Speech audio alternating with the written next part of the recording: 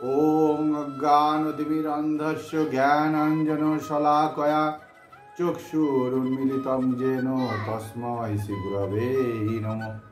श्रीचैतन्यमनोभीष्टं स्थापितं येन भूतले स्वयं रूपं कदा मह्यं ददाति सपदान्तिकं।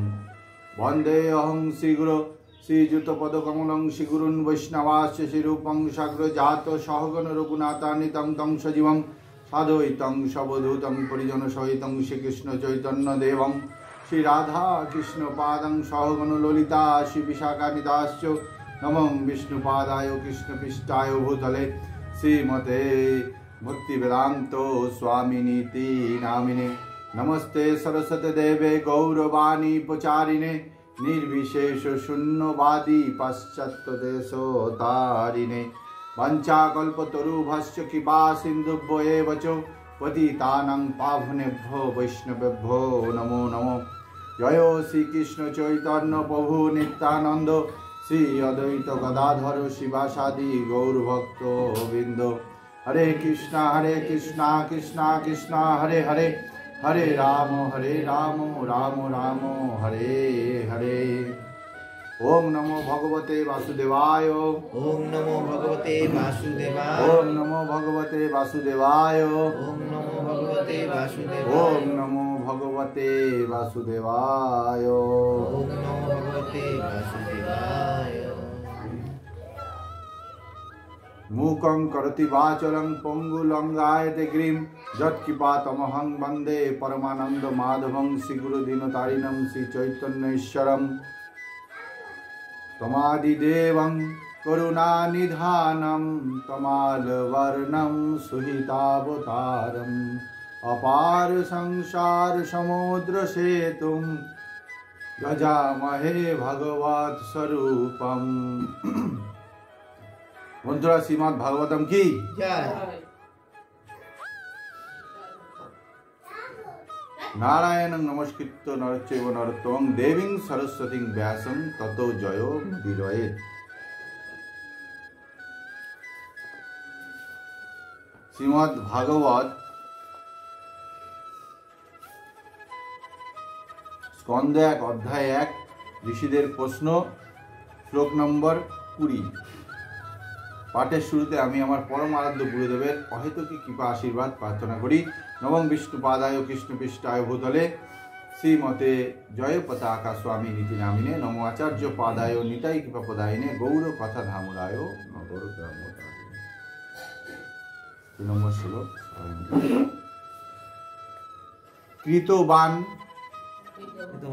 করেছেন কিল যা কর্মাণি কার্যকলাপ সহ সহিত রামেন বলরাম কেশব শ্রীকৃষ্ণ অমি অতি মর্তানি অলৌকিক ভগবান পরমেশ্বর ভগবান গুরহ প্রচ্ছন্ন কপট আপাত দৃষ্টিতে মানুষ মানুষ কৃতবান কিল কর্মাণি সহ রামেণ কেশব অতি মর্তানি ভগবান গুরহ কপট মানুষ কীর্তবান কিল কর্মাণি সহ রামেণ কেশব অমি অতি মর্তানি ভগবান গুরহ কপট মানুষ। শ্রীল প্রভুপাদ অনুবাদে লিখেছেন, পরমেশ্বর ভগবান শ্রীকৃষ্ণ তার ভ্রাতা বলরামের সঙ্গে মনুষ্য রূপে লীলাবিলাস করেছেন এবং এইভাবে তার স্বরূপ গোপনে রেখে তিনি বহু অলৌকিক কার্যকলাপ সম্পাদন করেছেন।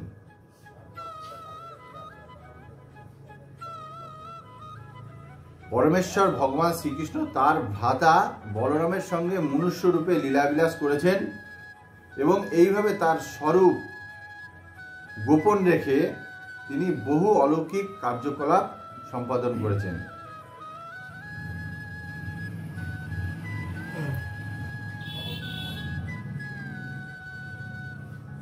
ভগবান তার ভ্রাতায় বলরামের সাথে মনুষ্যরূপে লীলাবিলাস করেছেন, কিন্তু সেটা ভগবান নিজের স্বরূপকে এখানে গোপনে রেখেছেন।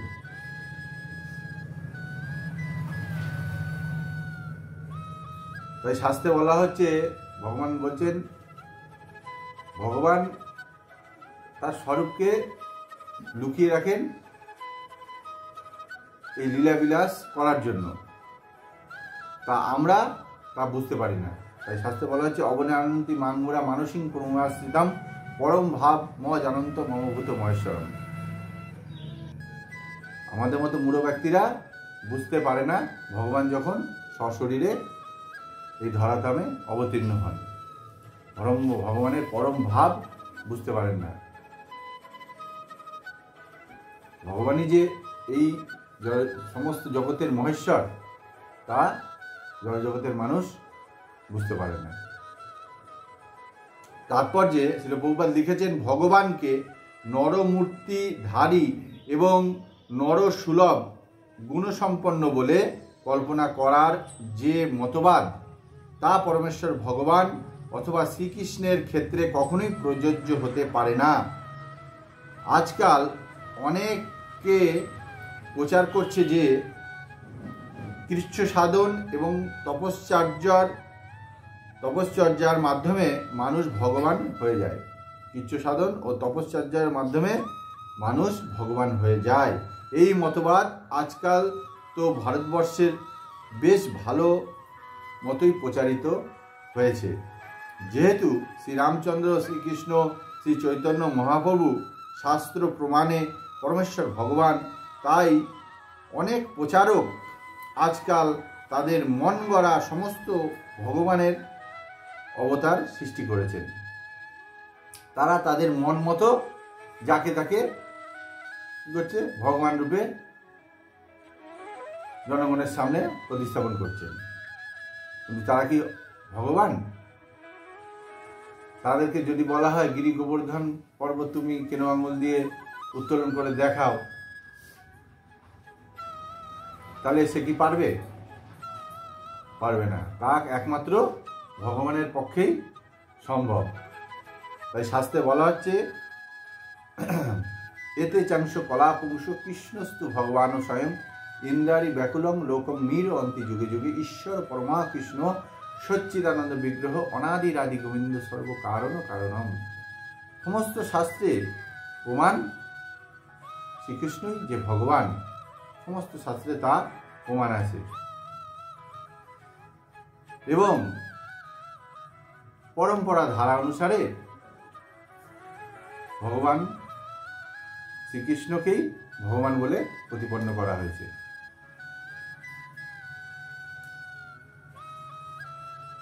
একদিকে সমস্ত শাস্ত্রে, আর একদিকে গুরু পরম্পরা অনুসারে আমরা তা জানতে পারি। যাকে তাকে কেউ যদি ভগবান বলে, তা কোনোদিনই সম্ভব নয়। এইভাবে মন গড়া ভগবানের অবতার সৃষ্টি করার আজকাল একটা সাধারণ ব্যবসা হয়ে দাঁড়িয়েছে। বিশেষ করে এই বাংলায় যে কোনো মানুষ একটু ভেলকিবাজি দেখিয়ে অতি সহজেই মূর্খ জনসাধারণের স্বীকৃতির মাধ্যমে ভগবান হয়ে যাচ্ছে। যে কোনো কিছু ভেলকি দেখিয়ে নিজেরাই ভগবান হয়ে যাচ্ছে। শ্রীকৃষ্ণ সেই ধরনের অবতার ছিলেন না। তিনি তার আবির্ভাবের ক্ষণ থেকেই পরমেশ্বর ভগবান।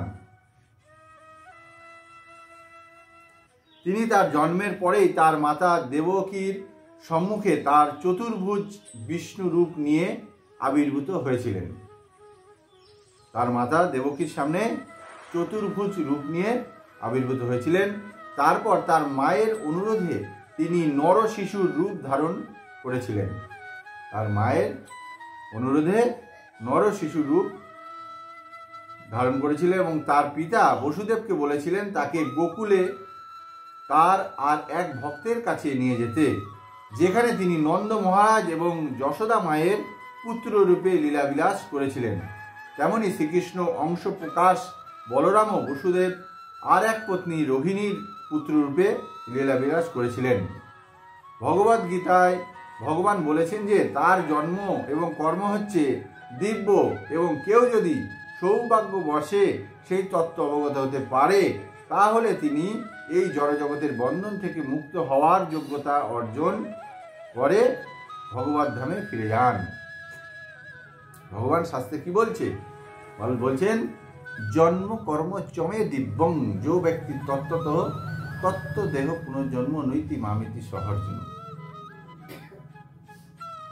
ভগবান বলছেন যে আমার যে জন্ম কর্ম সম্বন্ধে তত্ত্বগতভাবে জানেন, তত্ত্বগতভাবে, তার আর কি পুনর্জন্ম হয় না।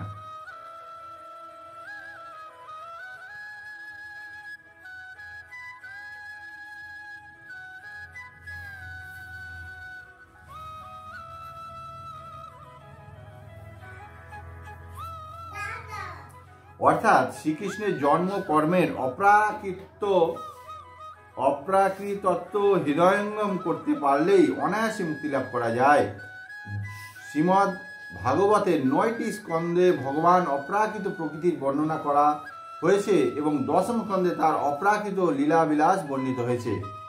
তাই শ্রীমদ্ ভাগবত পাঠ করার মাধ্যমে পাঠকের কাছে ভগবানের স্বরূপ উদ্ঘাটিত হয়।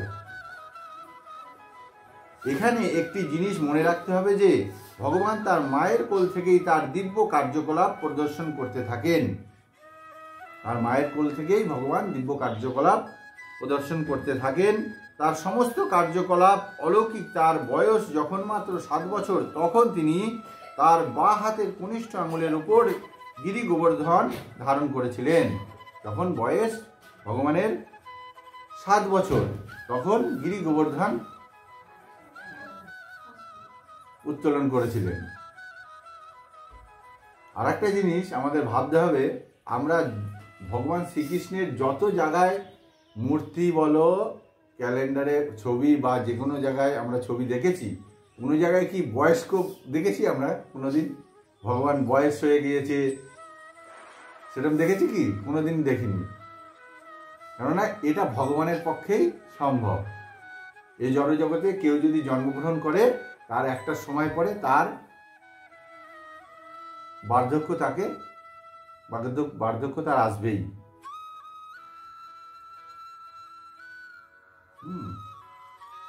কিন্তু ভগবান সেরকমটা নয়। তার এই সমস্ত কার্যকলাপের মাধ্যমে সহজেই প্রমাণিত হয় যে তিনি যথার্থ পরমেশ্বর ভগবান। কিন্তু তবুও যোগমায়ার দ্বারা আবৃত থাকার ফলে তার পিতা মাতা এবং অন্যান্য আত্মীয় স্বজনেরা তাকে একজন সাধারণ নর শিশু বলে মনে করতেন। তিনি যখনই কোনো অসাধ্য কর্ম সাধন করতেন তখন তার পিতামাতা মনে করতেন যে ভগবানের কৃপায় অথবা দৈবাৎ যেন তা ঘটেছে। পিতামাতাও বিশ্বাস করতে পারতেন না যে উনি ভগবান, মনে হতো যে দৈবাৎ ক্রমে তা ঘটছে। তারা কখনোই মনে করতে পারতেন না যে তাদের সেই ছোট্ট শিশুটি সেই অসম্ভব কার্য সাধন করেছে এবং তাদের পুত্রের প্রতি বাৎসল্য স্নেহে তাদের হৃদয় পূর্ণ করেই তারা তৃপ্ত ছিলেন।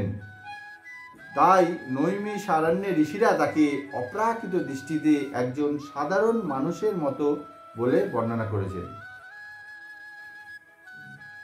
তাই নৈমিষারণ্যের ঋষিরা তাকে আপাতত দৃষ্টিতে একজন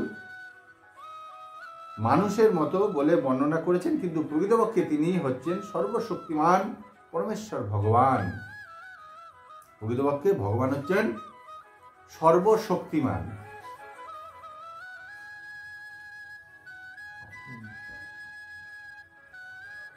শক্তিমান আর শক্তি, শক্তিমান থেকেই শক্তির সৃষ্টি। একদিকে এক, আবার ভিন্ন।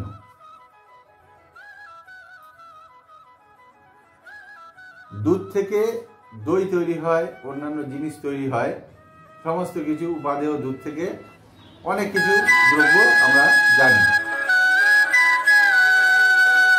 কিন্তু দুধ থেকে সমস্ত উপাদেয় তৈরি হচ্ছে এবং তা থেকে কোনো জিনিস দুধের উপার্জিত হওয়া যাবে না।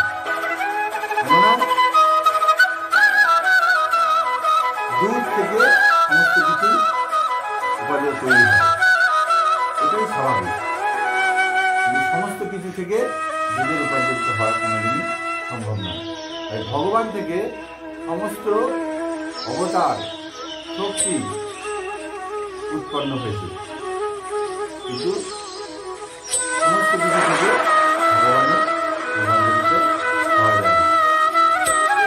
ভগবান হচ্ছেন সর্বকারণের পরম কারণ।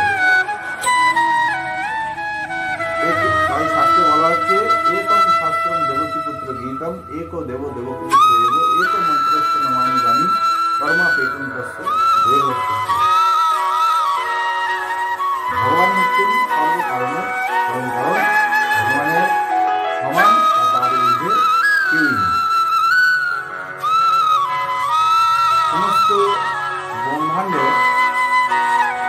তিনি সবকিছু ওনার থেকে সৃষ্টি হয়। অনন্ত কোটি ব্রহ্মাণ্ডের মালিক।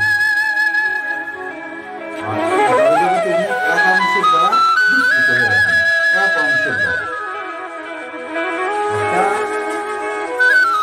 বস্তার মধ্যে যদি এক বস্তা শস্য থাকে, তা কি গোনা আমাদের পক্ষে সম্ভব? এরকমই ভগবান হচ্ছেন অনন্ত কোটি ব্রহ্মাণ্ডের মালিক, সর্বকারণের পরম কারণ। ঠিক আছে, আজকে এই 20 নম্বর শ্লোক করলাম, পরের দিন 21 নম্বর শ্লোক আমরা অধ্যয়ন করব। কৃষ্ণ কৃপা শ্রীমূর্তি ছিল অভয় চরণ আরবিন্দ ভক্তি রামকৃষ্ণ পার্থী প্রদীপ পাবন গুরু মহারাজ কি। হরে কৃষ্ণ কৃষ্ণ কৃষ্ণ হরে হরে, হরে রাম রাম রাম হরে হরে, হরে কৃষ্ণ।